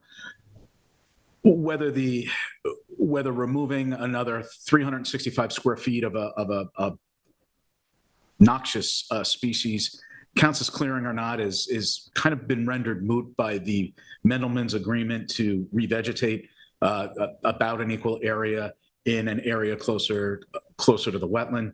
I'd be hard pressed to quantify the impact of the clearing here. Most significantly, and boy, I wish I could navigate as deftly as Tyler does. I'm gonna have to get a lesson from him. Going to the site plan, you can see this is where the new clubhouse is proposed in the southern portion of the property. It hasn't requested a wetland setback variance. If it did, the planning department wouldn't object to it. It's in the area, the new building is in the general location of the old building, but there is a building department determination that links the provision of ADA bathrooms with the ADA boat slips. It's really something that the planning department didn't feel strongly about spending a lot of time in, because substantively, if there really isn't a rational alternative to a clubhouse location other than where it's proposed. So whether it's done as a water dependent use that's exempted from wetland setbacks, or whether it requested and received a wetland variance is not really consequential to assessing the environmental impacts of the redevelopment of the property. Here's the shed in the northern portion of the property. You could see the existing clearing line such as it is. Again, this area is not the type of vegetation that we want to encourage the retention of. Most significantly, when the application was initially proposed, the basin bump out was proposed about another 25 feet further west. And this was an area that the planning department had the greatest amount of concerns about, really as a matter of caution. I'd be hard pressed to quantify what the impacts to the wetland would be from excavating closer, but there is a certain recognition and a humility that we really don't know everything that we need to know about conserving wetlands right now, especially in the face of the threats that they're facing from a variety of sources here. Wetlands obviously there's a certain amount of groundwater that moves towards this wetland, but there is also a bulkhead in the northern portion of the property. And I want to commend the Mendelmans and their team for being willing to accommodate the planning department's concerns, even if they don't necessarily agree with them, and modify the location where the marina is being, where the basin is being enlarged to increase that setback to 60 feet. I think that's kind of the lion's share. I think Drew covered a lot of what I wanted to mention in my presentation. There is about 200 to 400 yards of sediment that would be that's proposed as recovery dredging material that might have leaked through the sheathing over the years, and the material and that dredge material is going to be disposed of beneath the asphalt parking area where dredge material has been disposed of in the past. The excavation of the excavation required for the basin enlargement comprises about 2,400 cubic yards of material that's going to be used, I think, largely to backfill and regrade behind the higher elevation. If I'm not mistaken, and Drew is welcome to correct me, I think surplus material may also go underneath the parking area here. Generally, in dredging and bulkhead reconstruction, the use of weighted turbidity curtains, it's basically a boom, a filter fabric, and a weighted base that limits turbidity to the work area. A boat basin like this kind of lends itself to that type of work. Basically, you don't want suspended or dissolved solids going beyond the work area. You certainly don't want it heading into 3 Mile Harbor proper. And I would imagine the Mendelmans don't really want it in the basin here. They're going to have to dredge it out in the next maintenance dredging permit when they come in for it anyway. But limiting the work to limiting the turbidity curtain to the work area limits the disturbance on the property. The new bulkhead is consistent with prior bulkhead reconstruction permits that we have in harbor protection that generally utilize vinyl in an area like this and untreated timber support materials like the piling and the whalers. The property does have an IA sanitary system that was installed in 2020, and that's in this area here. I'll certainly do my best to answer any other questions that any of the members may have about the project. How much Atlantis is there in that back corner of the lot? More than they're taking out. More than they take out? Yeah, from what I remember, and I wasn't hyper focused beyond the work area, but I think it runs a lot along the road shoulder and north beyond the property from what I recall. I don't remember seeing too many oaks. Maybe I don't really remember any in the northern corner of the property. I think it's all Atlantis. Should all that Atlantis come out? It should. Well, it's yes, but should it be done in conjunction? Atlantis. Let me just say, Atlantis everywhere should be taken out. I know. I don't even like calling it tree of heaven because it's a misnomer. Mm-hmm. It should be. Well, one of its other common names is Chinese sumac. It is an Asiatic plant. Tree of heaven makes it sound like a nice thing. It's not a nice thing. It's actually it was always problematic. It's more so now because it's a host plant for one of our newest invasive species. Primary host for spotted lantern. Spotted lantern flies. So the answer is yes. Should it be linked to this permit? There's really no nexus to making them take out more of it. But if they said, hey, you know what, we agree that we want to get rid of it and replace it with oaks, we would probably help them do that permit wise. They do want to get rid of it. They should want to get rid of it. Yeah, there's no redeeming quality that I'm aware of that Tree of Heaven has. Well, if or there's Chinese oaks sumac there, if there are oaks there too, I did learn recently that the spotted lanternfly nymphs will go to other trees. Well, that's not surprising. They're not living off only Chinese sumac out here. That's for sure. No, that I know. Yes. Thank you. Anybody have any questions? Thank you, Brian. An ambitious project. We'll go to the public. I guess there's nobody here from the public. Matt, is there anybody on the line? Yes, you do. Are you ready? Sure. Okay. Unmuting last 4 digits, 0418. You are live. Caller, Good are you evening. here? My name is Robert DeBrouwer. I am the neighbor that lives immediately across the street at 34 3 Mile Harbor. And having gotten notice of the hearing Brian, and Brian, do you having swear? the proximity. Hold on. Do you swear Oh, I'm affirm sorry. to tell the truth? Do you swear or affirm to tell the truth, the whole truth, and nothing but the truth? Absolutely. Thank you. Proceed. Yeah, as I was saying, having gotten notice and being the neighbor in closest proximity, I wanted to, as part of my civic duty, attend this hearing and make my presence known. I wanted to commend and thank Mr. Bennett for his cooperation and proactivity in answering all of my questions, which really resolved any concerns I have. But I did want to make my presence known. My concerns initially were threefold: the magnificent view that I have of the harbor, which will not be impeded or affected by the plans.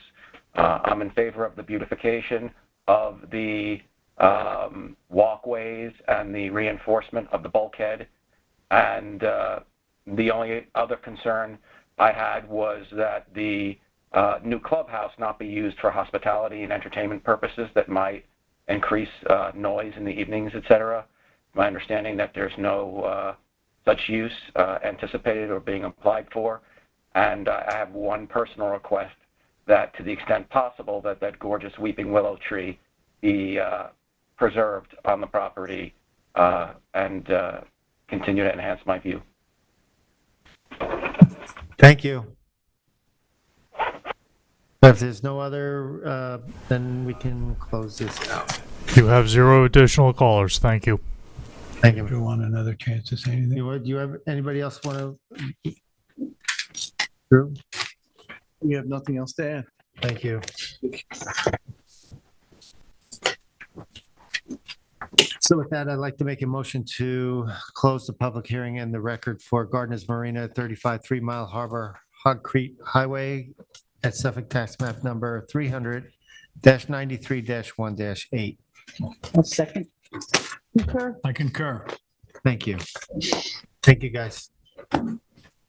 Just wanted to apologize. My glasses aren't so good. I thought you were Mr. Johnson. That's Mr. okay. Johan, I apologize. It's been going on for a very long time. Trust me. You're not the first. Niece, recuse herself. Maybe they have a boat in Marina. I'm not sure. For Denise. Okay, I gotta get lined up here. Skedaddle. You have to be announced while you're skedaddling. Oh, yeah, hold on. Into the record.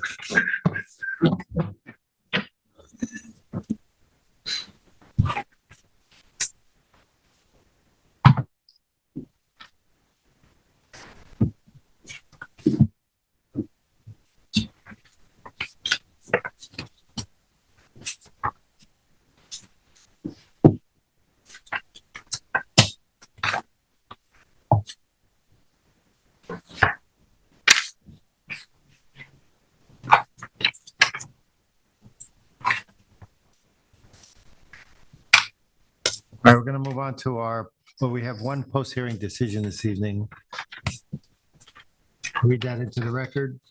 And that is 221 Panago Road, LLC at 219 and 221 Panago Road, East Hampton, Suffolk Tax Map number 300-188-1-13.1. The size and location is 15,009 square feet, 219 to 221 Panago Road, East Hampton. The description is a site plan application has been submitted to facilitate several site improvements and a lot merger at 219 and 221 Panago Road. The proposed project involves demolition of the existing structure at 219 Panago Road, followed by construction of a new two-story structure with a 1,333 square foot basement utilized for storage, a 1,446 square foot first floor with staff breakdown, new back of house office space, and a relocated baking kitchen, and 1,194 square foot second floor, 3-bedroom apartment to provide staff housing. The relief sought is 3 variances in addition to any other relief necessary or required for this application. 1 variance of 8 feet at the roof eave along the western lot line is required from 25511 to 72D, the pyramid law of the town code, in order to construct the proposed second-story affordable apartment. 1 variance of 10.8 feet along the western lot line from 2551110 to allow a new building first and second story where 15-foot setback is required. One variance from 255-550 apartments within commercial structures 7G to allow 3 bedrooms for 4 occupants, or 2 bedrooms for 4 occupants is required. Zoning district is NB neighborhood business, and the secret class is unlisted. And Joan, I think you were recused from this application. Thank you. Give me a second. I just need to pull up. I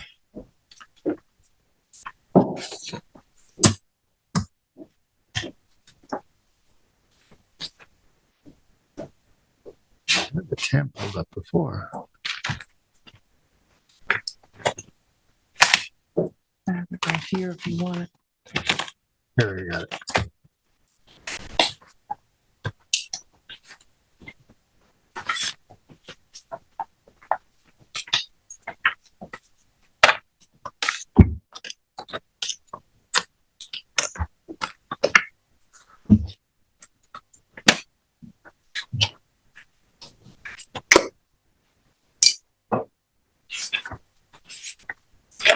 So this application is in the property presently known as, there's two buildings on there that's now combined. One is the present location of Carissa's, and the second one is the old building where the architects Zwerko and Ortman had held their firm for quite many years.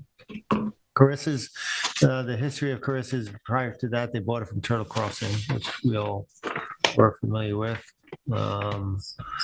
And they have purchased the property and they're planning to renovate it and combine the property. The most recent certificate of occupancy was issued in 2019, and it's and that was on lot 221, which was Carissa's.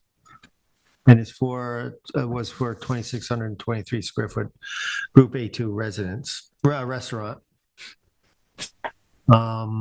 With maximum seating of 75 seats, concrete patio, and interior and exterior alterations, and 8 parking stalls.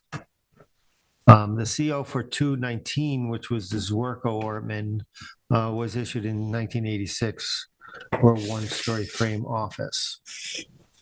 So the parcel is located on the north side of Panago Road. The applicant is proposing to tear down the Zwerko building. And we're going to also remove the shed, but they're going to extend that building. They're not going to further, they're going to maintain the present setback of the Zwerko building, but it's going to grow to the north. That building is going to be a 2-story structure and house the employees above.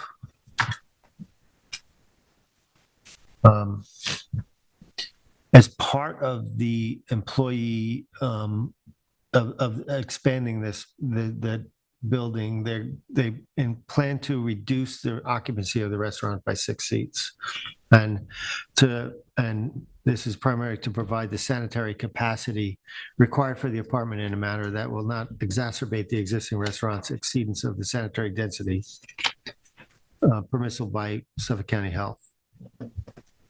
Seating the 6 seats also provides a reduction in the parking requirements by 2 spaces. This is benefit of the proposed project. And part of the plan in combining the 2 lots was to also facilitate better parking on the property. The side yard setback is presently on the Zwerko property, the 219 property is presently non-conforming. By combining the 2 lots, it removes that non-conformity.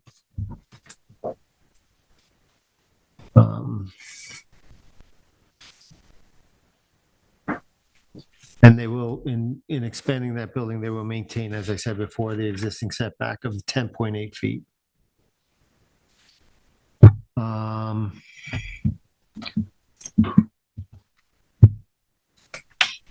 going to address the apartment.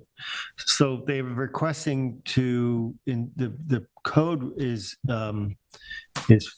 4 bedrooms with 4 occupants. They're proposing to do two bedrooms with 4. They're proposing to do 3 bedrooms with 4, but covenant that there will only be four occupants. Sorry about that, guys. Regarding the pyramid law on the building that they're raising, which was the old Zorco building, there's going to be a pyramid violation on that property line.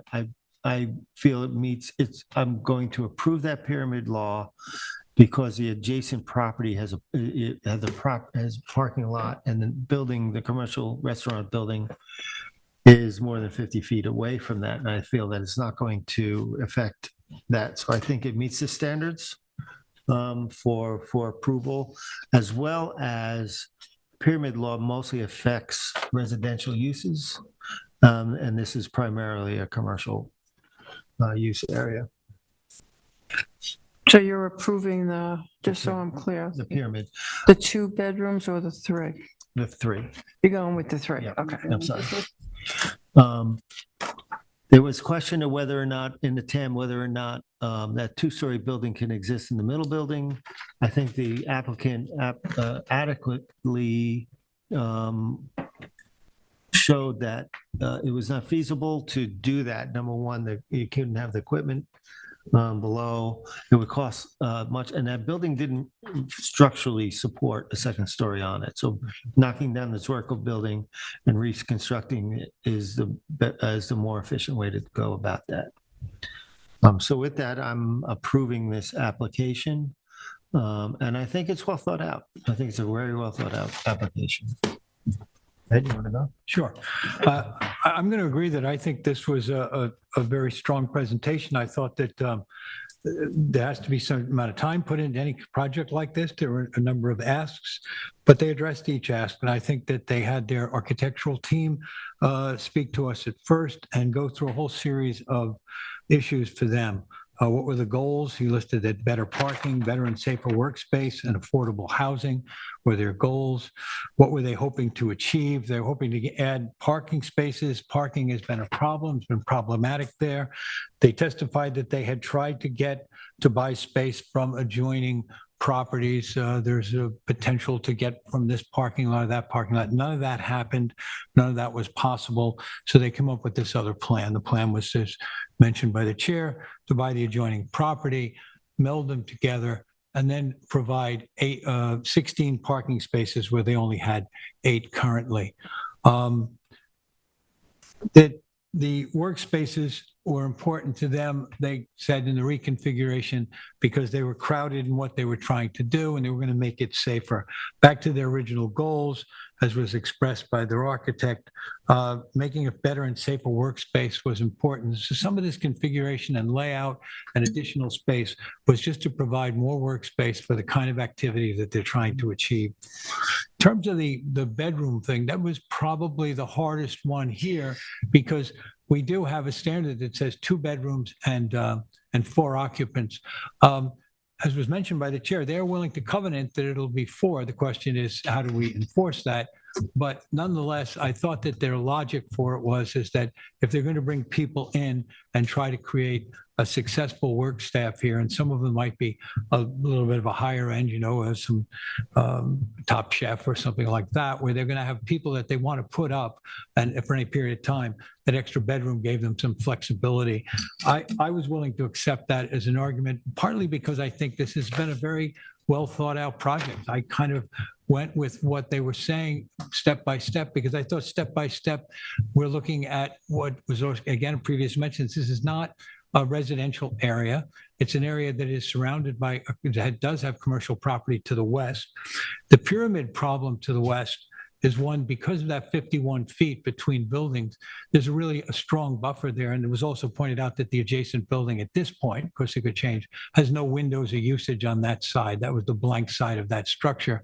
Its activities happened on other faces. So I thought that in terms of the pyramid, we are very shy about granting pyramid variances here. But I think in this case, I thought a strong case was made for the fact that to create the best possible usage on this property, to be creative, to come up with their goals, to achieve their goals, how did they do it? They bought a second piece of property, they melded them, they created better parking and congestion all through East Hampton. Of course, there's a problem along that area. It was pointed out through testimony and some of our own personal observation. People who have attended any of the buildings in the past have had to park along the road. There's any number of reasons why providing additional parking is a very good thing. And I thought that, let me just see if there was something here. Oh, I thought that they mentioned that they had done some corrective screening with planting before for what's there, and they hope to do that again.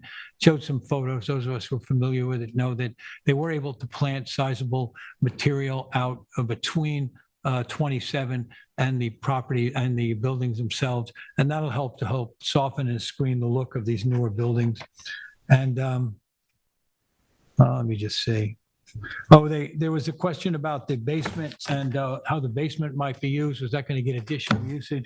And their comments were that it would be used strictly for dry storage, although there would be some mechanical space down there.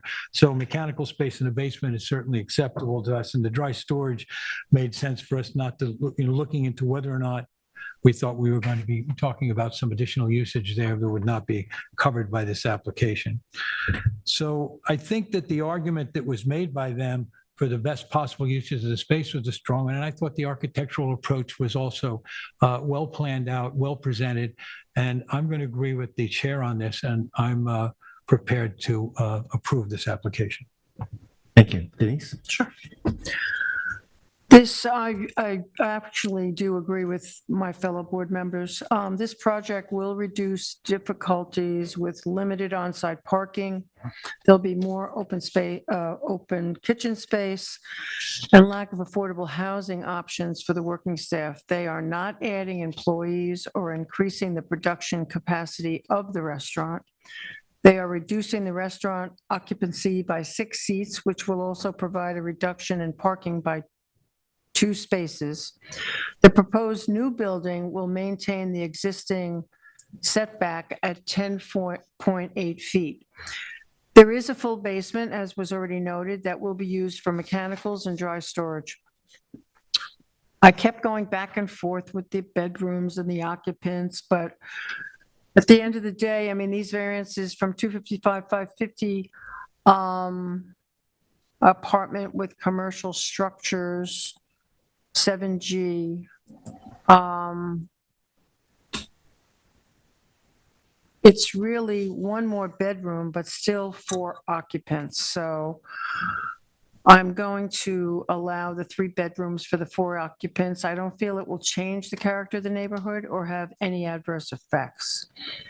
In terms of the pyramid, the maximum height for neighborhood business zones for a gabled roof is 35 feet, and this roof height is at 25. Pyramid law is required due to the construction of the proposed second-story affordable apartment.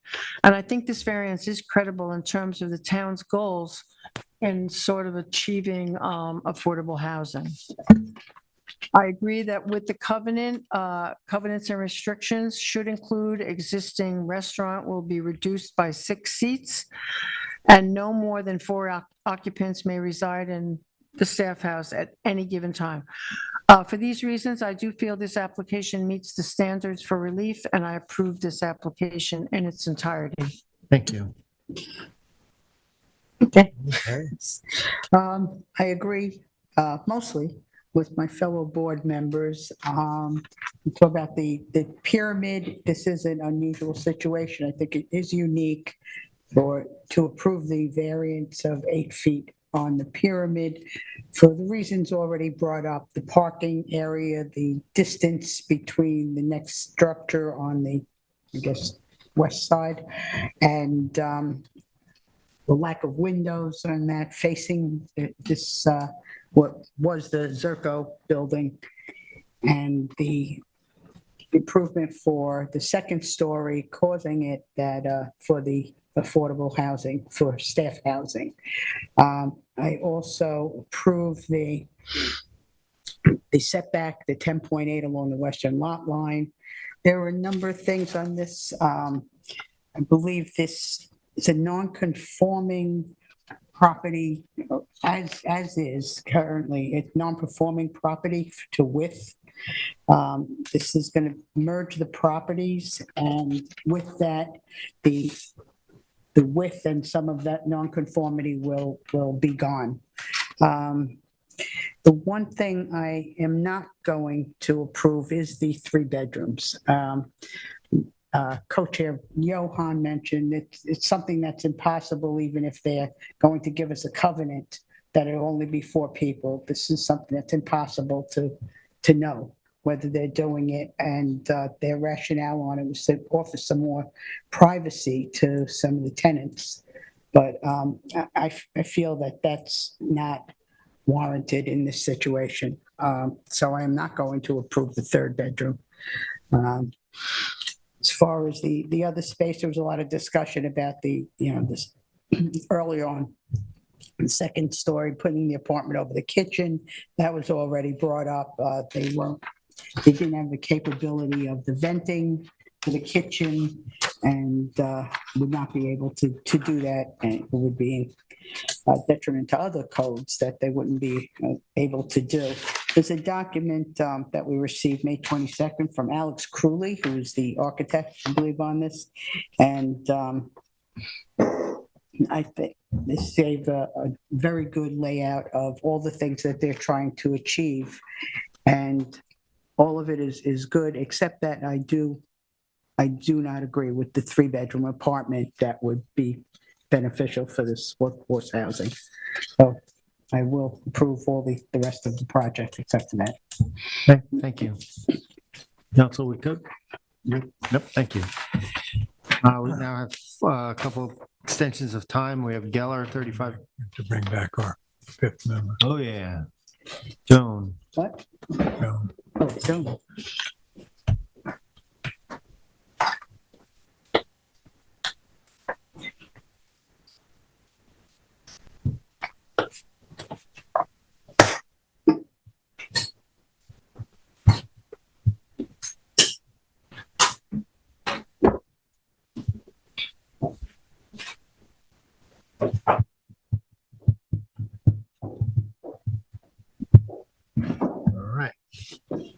All right, so we have some extensions of time.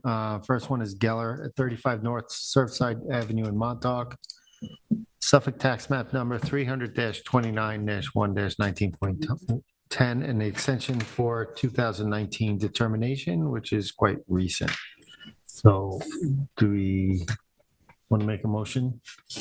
These are all recent, so I think they should be. Do we want to hear about it, or we did get a memo on it that the planning department feels that the conditions are similar to those when we first approved it. So if everyone is willing, I will make a motion. Yes. Okay, so in the application of Geller, NRSP and variances, the extension of time at 35 North Surfside Avenue in Montauk, tax map 300-029-01-19.10. I make a motion to approve the extension of time. Second. I concur. Concur. Thank you. Next is Shift at 15 Harbor Lane in Springs, Suffolk tax map number 300-80-2-3, an extension of a 2020 determination. It might have been an email.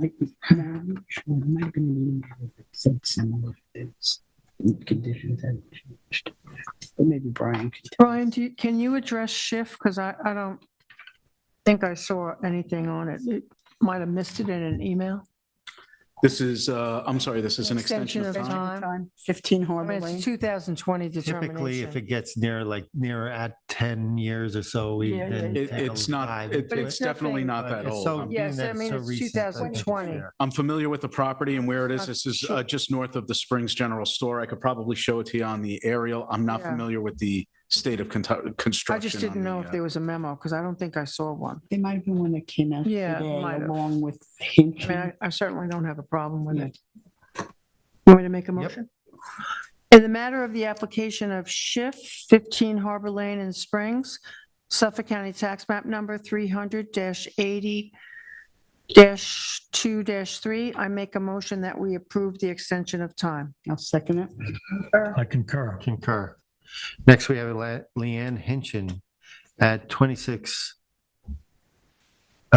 Seaside Avenue in Montauk, Suffolk, tax map number 300-32-7-6, an extension of a 2017 determination. Again, it's recent, so I think it would be fine to do. Question on which one that is, though. Didn't Hinchin have two? And They bought the place is across this the the way. original pull up these, Hinchin? so- Yeah, if you could pull that up. I don't know if it's the one on the west side of the road or the No, it's the east side of the road. 17. It's the one on the west side of the road, I think. I'm familiar with the property. By the way, I'm looking at Eleni's memo now Oh. for the extension. No work has started on it yet. The permit was originally granted in 2020, if that's helpful for your. Thank you, Brian, that is. And Hinchin? Is that what you're asking about? Yeah. Yeah, there's two Hinchins now. 26 Seaside. Seaside, the 2017 one.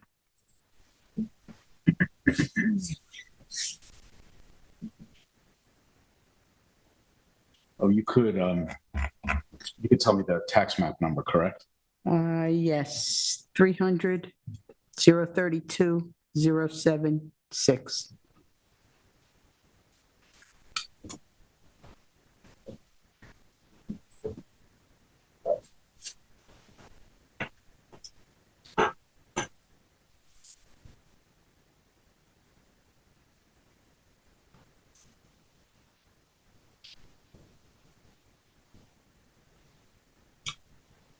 According to Morgan's review, the project limiting fence has been erected. There has been some clearing.